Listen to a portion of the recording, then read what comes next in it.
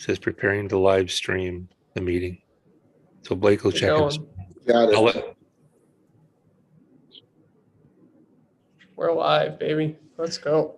All right. Welcome, everyone, to the first ever Cornhole Insider podcast live on YouTube. And this is kind of a test run. All kinds of notices on my screen here. Okay, got it. All right. So welcome in, everyone. We're live on YouTube, and hopefully you can see us, and hopefully you can comment. We invite your comments during this show. If there's just things you want to say or say hi to somebody or something you want to have a little discussion about, we'll see how it goes here. Blake's going to monitor that side of it to see if we can see any comments. Or like I said, this is new. So I'm Joel Karnick, your host. We've got Blake Karnick, ACL Pro Blake Karnick over there, and we got Mr. Al Baghdadi Desert Storm. How you doing, Al? Good evening. All right. Look at us go high technology. We just continue to just get crazy. Viewers keep flying in right now. Let's go. All right. So we won't. Hey, Al, way to put that in the chat. Want to make sure you can see it. Yeah. All right. So if you guys want to comment at any point during our live video here, go ahead and do that. We have a few subjects that we're just going to touch on. Like I said, this is kind of our inaugural, and we're kind of going to see how it turns out. And one thing that I want to talk about, first of all, is that we will be doing updated top 10, 15, probably top 15 lists for Minnesota and Wisconsin coming up before the first of the year. We've got the Minnesota State Tournament coming up in the middle of October. So soon after that, maybe a week or two after that, we will update the Minnesota top. We might extend that into 15 or whatever we're going to do. And then we got the Badgerland Bag Brawl coming up in the middle of November. And after that, sometime between that and Christmas, we'll update the Wisconsin side. And then after the first of the year, much to the chagrin of my son Blake, we may do a combined Minnesota and Wisconsin top 20.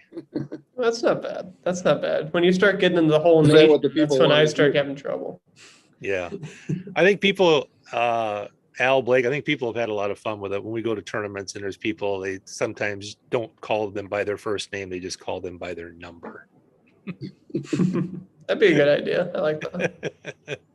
So look for that coming out here. We've been doing a lot of instructional videos and not too much live stuff like this. So we wanted to jump on with this. So we've got we've each got a couple of topics that we'll talk about. And if there's any comments again in there, if you guys are live with us, you can jump on in a comment, and Blake will jump in and sarcastically reply to what you got going on there. All right, Blake, what subject you got to cover here today?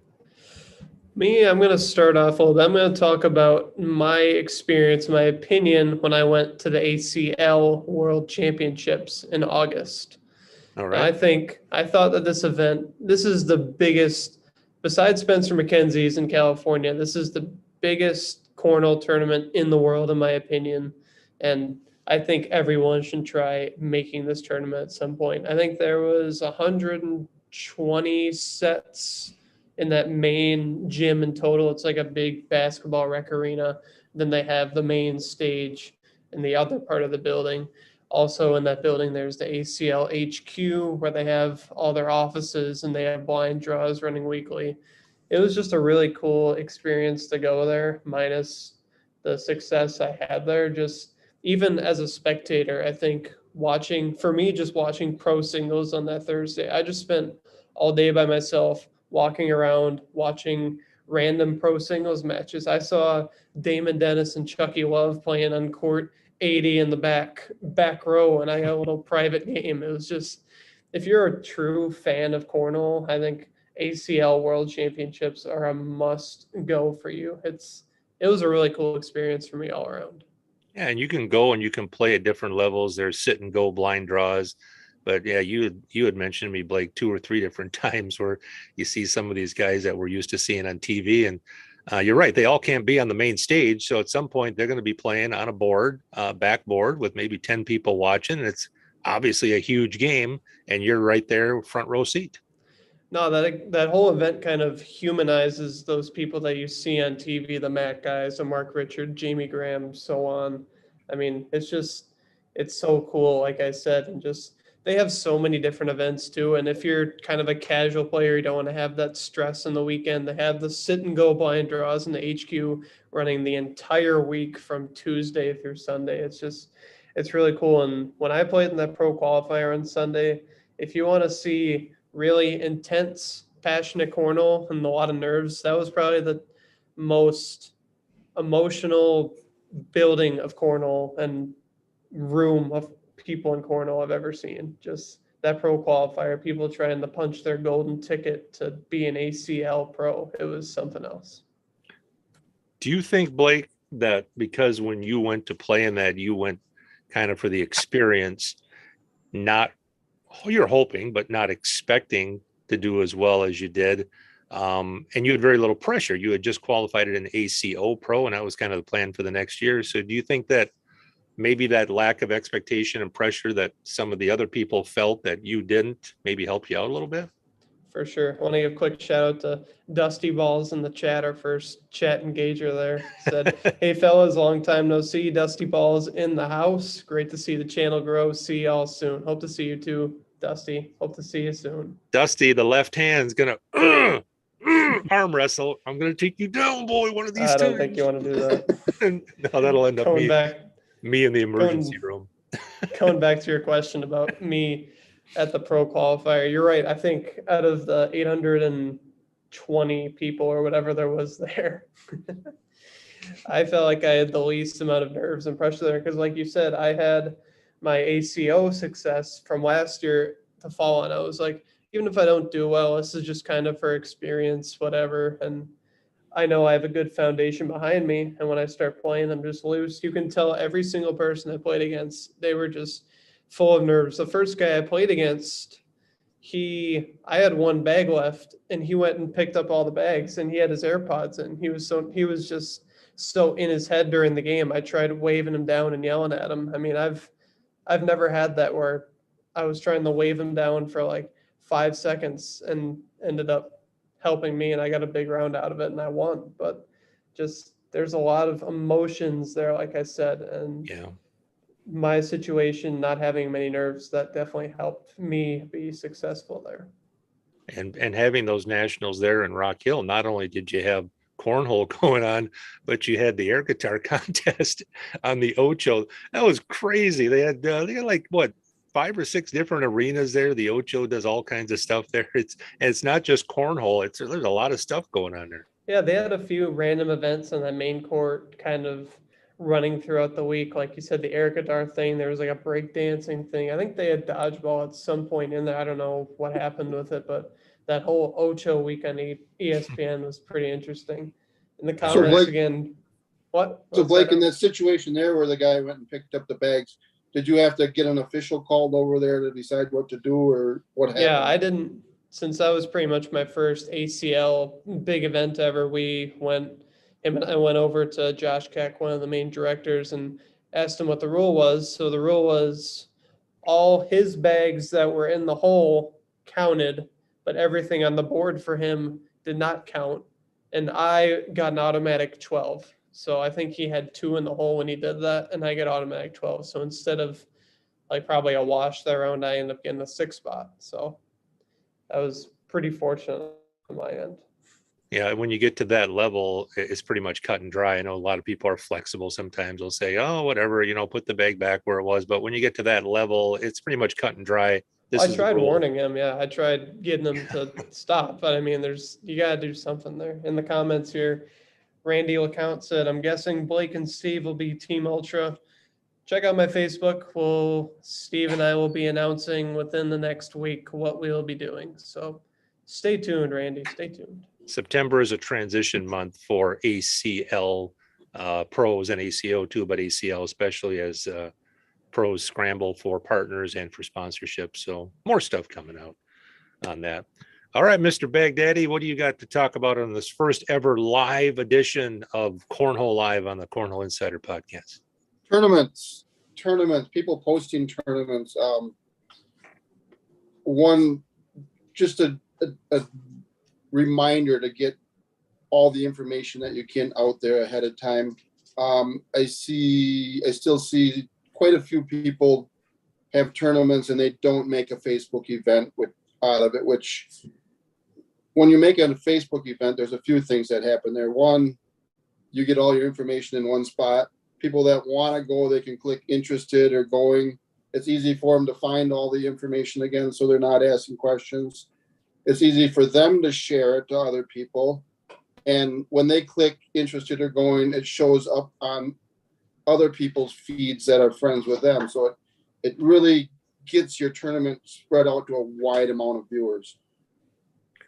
Yeah. And, try to encourage, if you're a seasoned cornhole player and you see a post of maybe somebody that you know, or a tournament that's in your area, maybe encourage that person, if you see the description isn't adequate enough, to make it more adequate, because the tournament is going to be more successful if you are descriptive in there in what is going to be the payout, if it's going to be 100, you don't have to totally break it down, but at least 100% payout, 50% payout, make it very clear if this is a fundraiser for someone.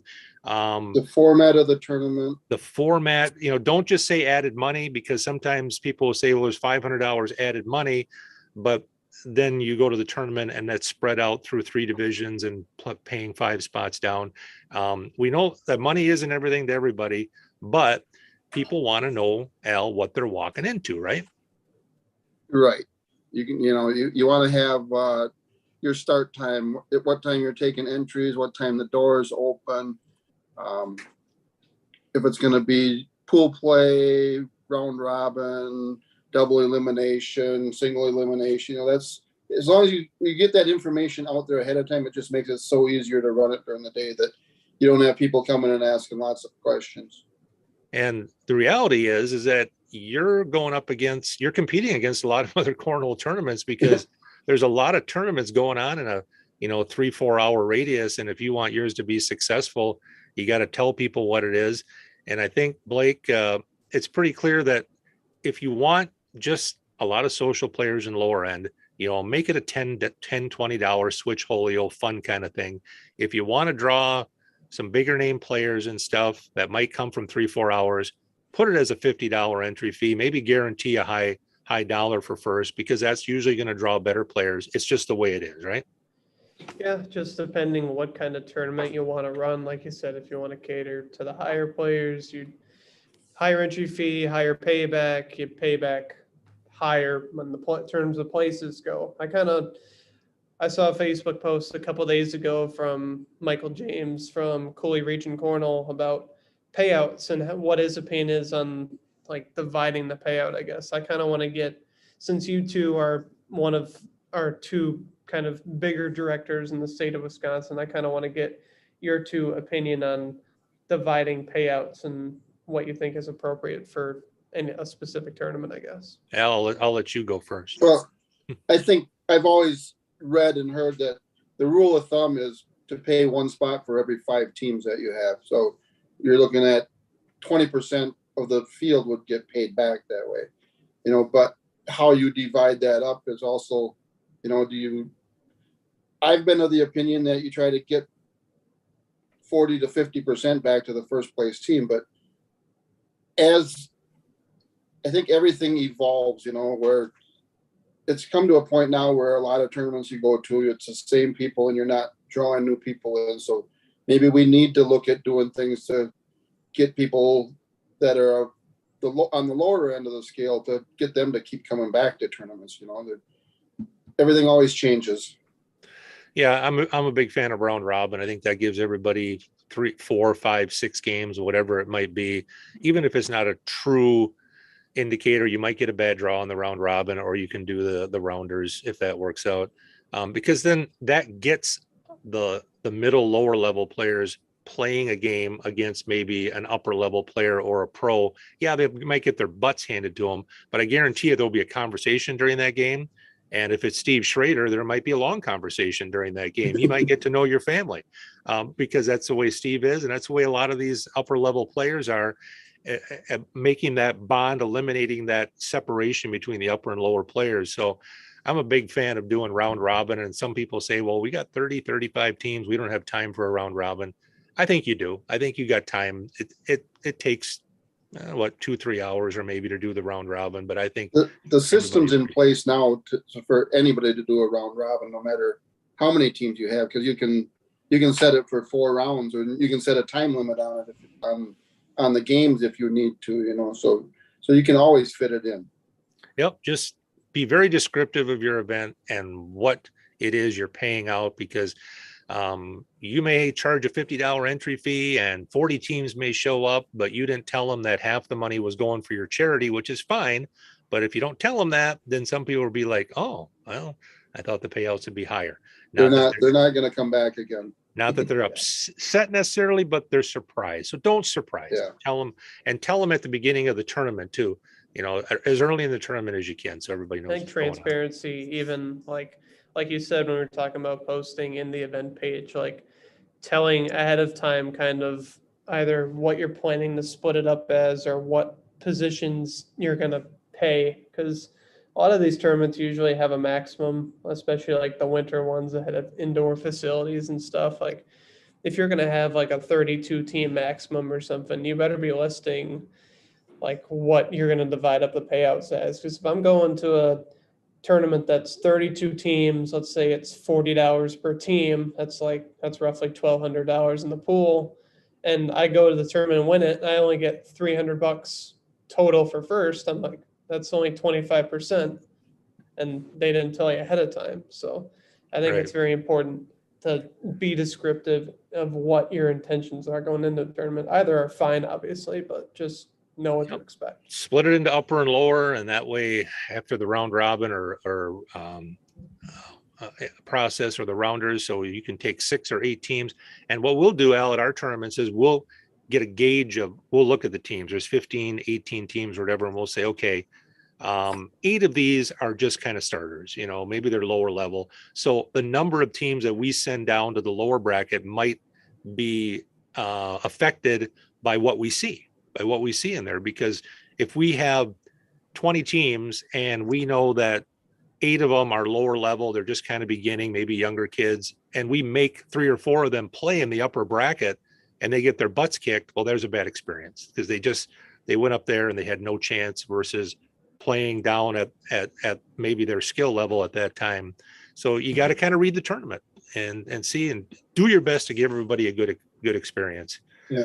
I've had a thought on this, on the opposite of what you're saying is, so you say you got 20 teams and you're going to split it 12 in the upper and 8 in the lower. Well, maybe you end up with a lot of good teams there, and there's a team that's fairly decent that ends up in the lower division.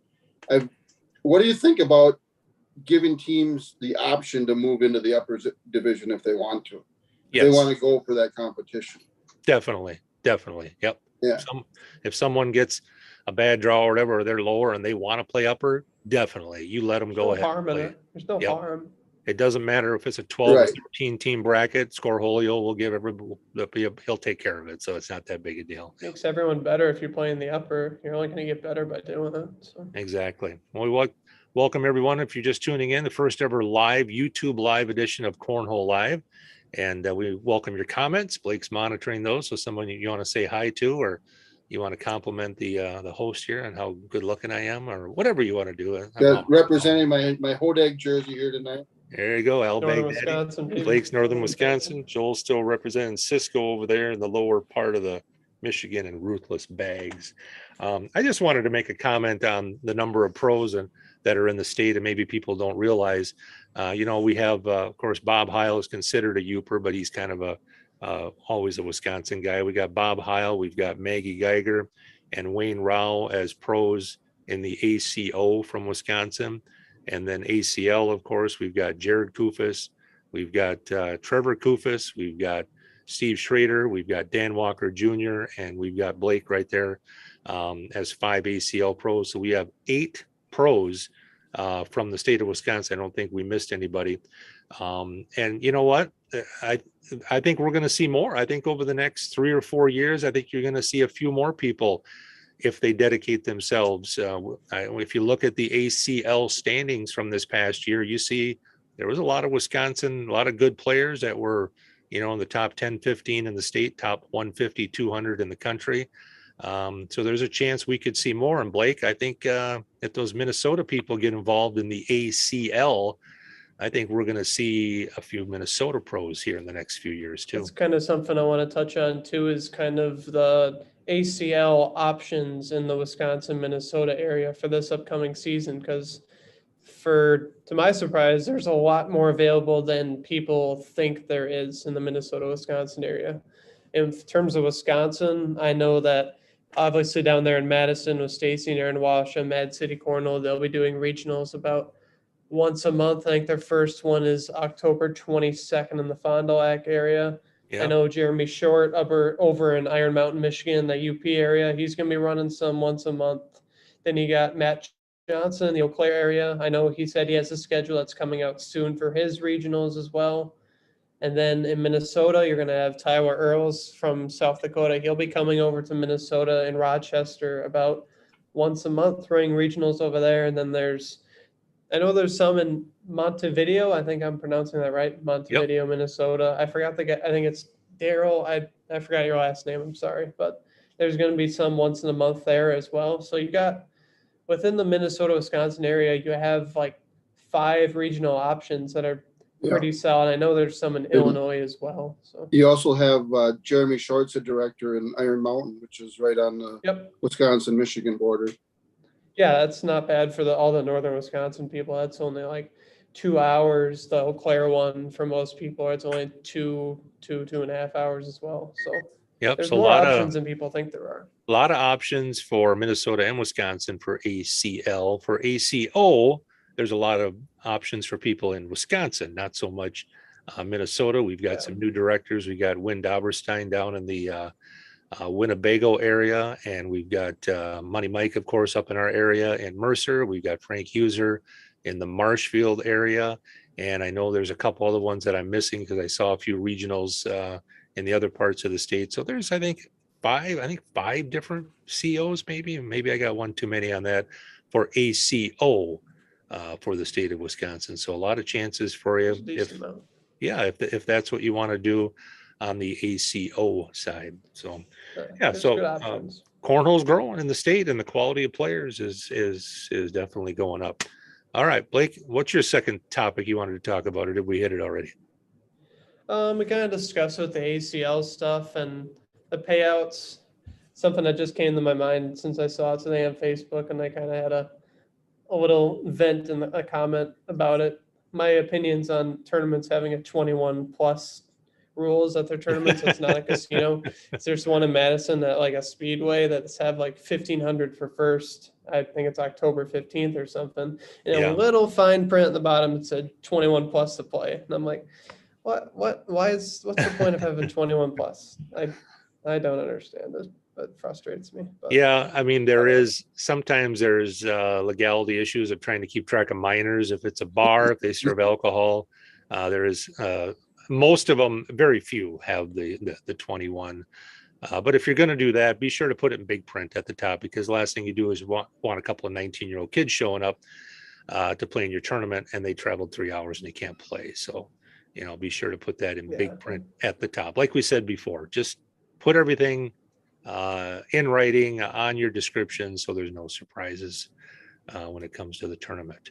All right, Mr. Baghdadi, you got a second topic? I was going to ask Blake about his practice routine. I mean, oh yeah, that's right. Yeah, we got a pro now. So yeah. So what do you how do you practice? Do you have a certain set routine that you do, or so many bags, or so it's different? What's your goal?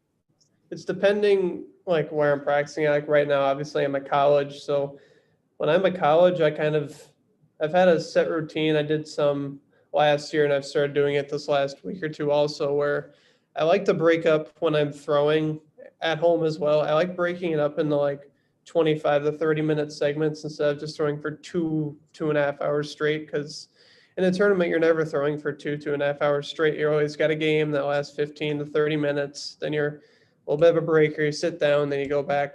So I like kind of breaking it up into 3 or 4 30-minute segments like that. What I've been doing this past week, my first 30 minutes is just open board. I'm just going to go down and back slide with just a set of bags just to get my rhythm going. Take a couple minutes, and then second set I've been doing air mails / I'll practice my cuts and rolls a little bit also, that second 30 minutes. And then the third 30 minutes I've been doing a little bit of like ghost oleo. So I mean, like last night I did a ghost like Whitmart or whatever it's called, where it goes random 9 to 12, and I had like a 25 round game with it. I feel like I got screwed over in that game, but You don't want to that's talk past the about that. point. Yeah, I threw a 10.3 and I lost 22 to 10, so I feel like I got ripped off, but whatever. But that's kind of, Welcome to the I just like, ACL. Yeah. I like to break things up like that, because if I don't do that when I'm by myself, I just kind of start throwing the throw and I get a little lazy. But when I'm at home throwing with my dad, we like to just throw back down and forth, back and down with each other, just kind of getting that pace of playing against someone, because obviously that's really helpful also. And sometimes we'll just throw airmails only, or we'll just play a game against each other, or we'll put a block up and then go through that situation that round. We'll just kind of talk about like the situations, I guess. So it's a little different when I'm playing with someone else compared to with myself. But Yeah. Do you? I think playing with somebody, I mean, you get those real game situations that come up all the time. You know, where I know when I threw more than what I do now, I would even play games against myself outside. You know, where just so you had Did you those win? shots that you have to make. You know. Hope you won, didn't you?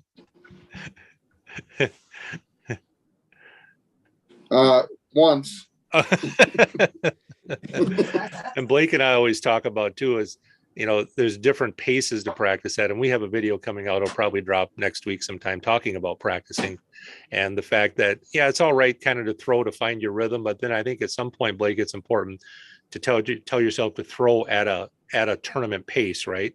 Where you're throwing and you're maybe taking count to 5 where the other person would throw, and then you throw. So you're throwing at a realistic tournament pace, because a lot of times people will practice and they'll throw a bag and 2 seconds later they'll throw a bag and they'll throw the third one, and that's not a realistic pace for a tournament. yeah, that's why I've kind of just in my throw in general the last couple months, I just put all 4 bags on the board before round. I throw one, I step back and pick it up. It slows me down just to like kind of find a rhythm and step away from maybe I threw a bad bag or something. Just kind of, it's easier for me to find a rhythm, and it gets me in a real game pace when I'm practicing. Those are 2 big advantages I found to just not holding them all in my hand. Obviously there's advantages to both, and everyone's different, but it just helps me a lot to put everything on the board and slow myself down and actually play like it's a game pace. Yeah. All right. Well, this has been the first ever edition live Cornhole Live in the Cornhole Insider podcast. If you're watching this and you have not subscribed, please do so. Next time when we go live, you'll get a notification that we went live. So please hit the subscribe button if you have 939 subscribers right now. We're on a road to 1,000. Yeah, it's been incredible. The last 3 months has just been absolutely incredible. Our couple of our videos have over 11,000. One has over 11,000 views, and we're going to get Mr. Baghdaddy on one of these cornhole scenario podcasts here. I can't wait to edit that one. As soon as we can drag you out of the woods from hunting bear there. Oh boy. Maybe we should do one bear hunting. That might be good. Yeah. Editing is already a headache in my mind thinking about that one. Well, thank you. I want to thank Ruthless Bags for helping us out. State Farm, Wheelway, also for being a part of our podcast. All right. Well, big Badgerland Bag Brawl, Al, is coming up in November. 2 divisions, the novice and the advanced, are already sold out, but there's still room, I think, in the intermediate and the competitive, I believe. Doubles is sold out. This is going to be the biggest bags tournament ever in the state.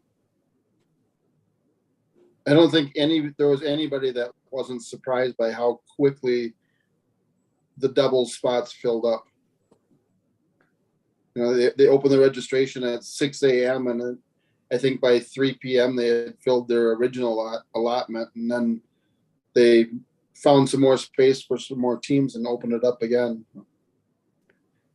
That day, and you're a part of this directors chat with a lot of the directors around the state, Al, that was a crazy day hearing all the directors comment about, oh my gosh, I mean, it was like an hour into it, it was over 100 teams already, and we were all trying to predict side bets of when it would sell out. I think it was like 2:30 in the afternoon, it finally hit the 256 mark. It ended up being over 290 teams because there had been some invitations sent out to pros to join the tournament.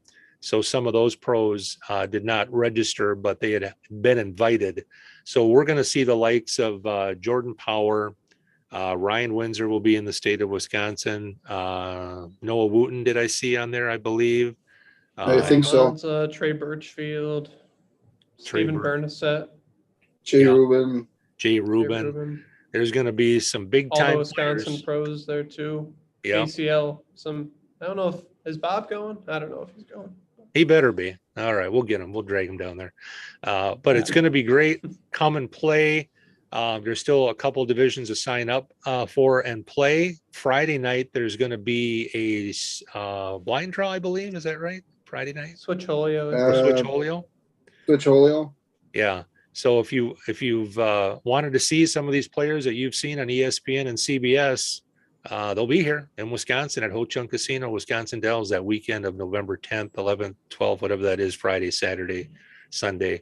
It's going to be a fun weekend. It will be streamed with K9. Northern Wisconsin Cornhole, Al, is sponsoring a board or two, I think, aren't we?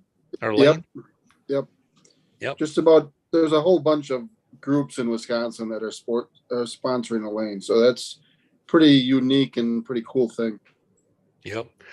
All right, gentlemen. I want to before you get going, I don't know if Chad Kufis is going to be mad at me or not for showing this, but he's had an idea for at the Badgerland Brawl to raffle off like a set of boards that he's customizing. I'll try showing a picture here. It's like a pro. They have like all the pro names on there. Like it has Steve and Dan Walker, Trevor and Jared Kufis down here, my name up there. I think he's going to try designing a board that for kind of based around the ACL pros of Wisconsin. I think he's going to raffle it off when he's there as well. So that's kind of, he's designing that right now, but that's something to look forward to as well, because that'll look really good. He does really good boards. There's going to be a lot of stuff going on that weekend. There's going to be vendors there that weekend. I know there's going to be a party Saturday night. K9's going to be there to stream it too. K9's going to be streaming, so it's going to be an incredible weekend of cornhole. If you can make it, it's going to be awesome. And if not, K9 will do some streaming there too. So, all right, gentlemen. Well, thank you so much, Mr. Baghdadi. Good luck out in the woods there. Blake, get to class. Try to learn something if you could. Appreciate that. Yeah. All right. All right. Thanks for tuning into the first ever Cornhole Live edition of the Cornhole Insider podcast. We'll see you next time.